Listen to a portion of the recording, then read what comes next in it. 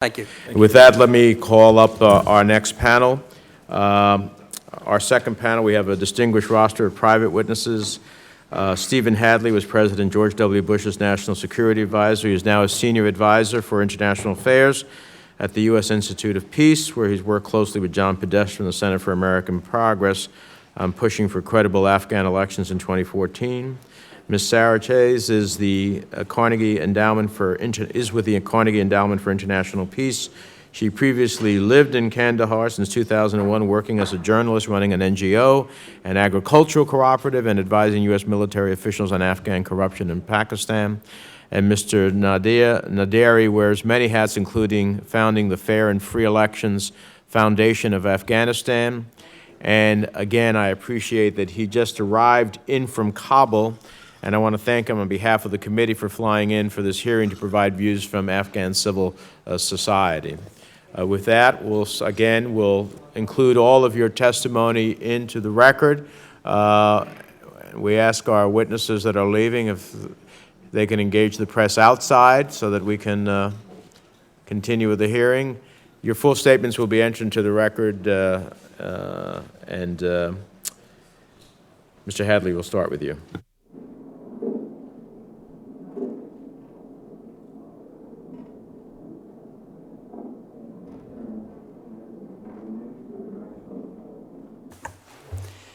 Thank you, Mr. Chairman. Members of the committee, I want to express my appreciation for the opportunity to offer my views on the status of the Afghan transition.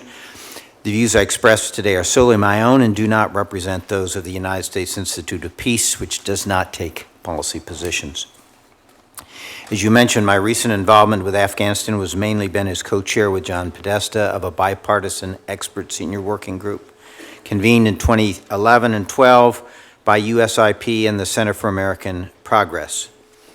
Our CAP-USIP senior working group concluded that the U.S. government's objective in Afghanistan should be a relatively stable Afghanistan that does not slide back into civil war, destabilize its neighbors, or once again become a haven for transnational terrorists. But more than the peace and prosperity of Afghanistan is at stake. A safe, secure, and prosperous Afghanistan is an essential element to achieving stability, peace, and prosperity in all of Northwest Asia, Afghanistan, Pakistan, India, the Central Asian states, and even Iran and Russia. For this cannot be a stable, prosperous region free from terror unless these conditions can be achieved in Afghanistan.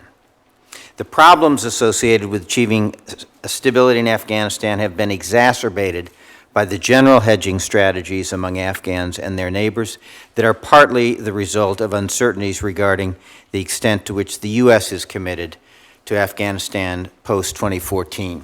And that is why I'm very much in sympathy with Senator Kaine and the portion he read from this testimony, that we can solve this clarity problem if we would be clear soon that we are going to be in Afghanistan with a specific and significant number of troops adequate to do the missions we need to perform.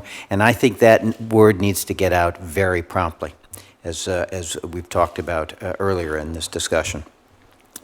Last month, full responsibility for security in all of Afghan districts was formally handed over to Afghan forces. The Army that the U.S. and its NATO allies have spent a decade helping to build and train has become one of the most trusted institutions in the country, and now it will have an opportunity to prove its worth to the Afghan people.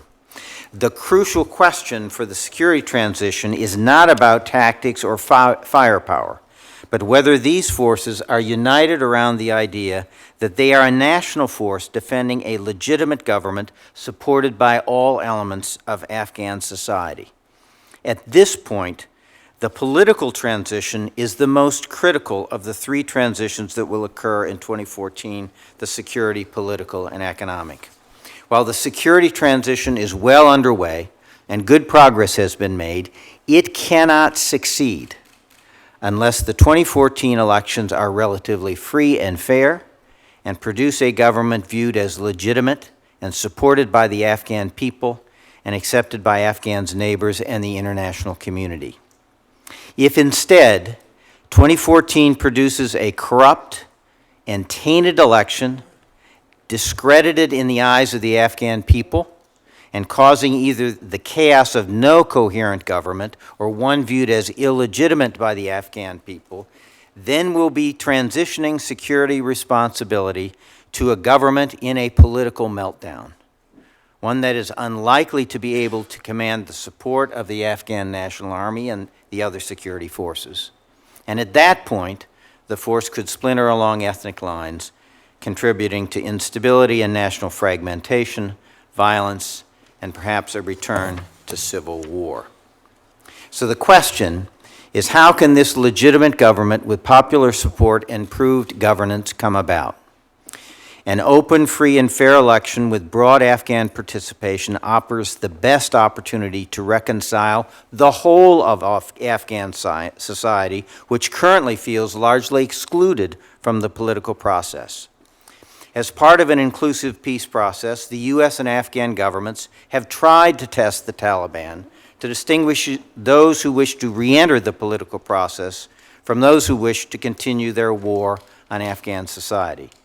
The efforts to date have failed, with the Taliban refusing to participate in talks with the Afghan government and now talking of closing their Doha office. While outreach to the Taliban should continue in a very careful way during the pre-election period, the best time to test Taliban intentions will be after the conclusion of a successful election by a government of renewed legitimacy and popular support, backed by an army loyal to the government and supported by a significant post-2014 U.S. and coalition presence. In the interim, efforts should be focused on ensuring a successful election, which should include efforts to convince the Taliban to reduce violence during the election period and perhaps to agree to local ceasefires. The Pakistani government should be enlisted in this effort. There should also be a robust communication plan by primarily Afghan voices to make clear that those who seek to derail the elections through fraud or violence are the true enemies of a peaceful and prosperous future for the Afghan people. Ultimately, the best prospect for achieving a stable Afghanistan will be a peaceful transition to a new government based on a free and fair presidential election in 2014 that is credible and produces an outcome that is acceptable by the Afghan people. This outcome must be the U.S. government's top priority in Afghanistan for the coming year. Thank you very much. Thank you, Ms. Chase.